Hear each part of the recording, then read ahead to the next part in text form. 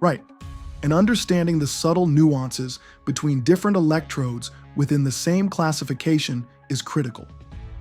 For instance, a 7018 electrode offers excellent strength and ductility, making it ideal for structural welds, but a 6010 with its deep penetrating arc is often preferred for root passes on pipe welds. Knowing when to choose which electrode for a specific application isn't always detailed in basic courses, but is absolutely vital for achieving strong, code-compliant welds.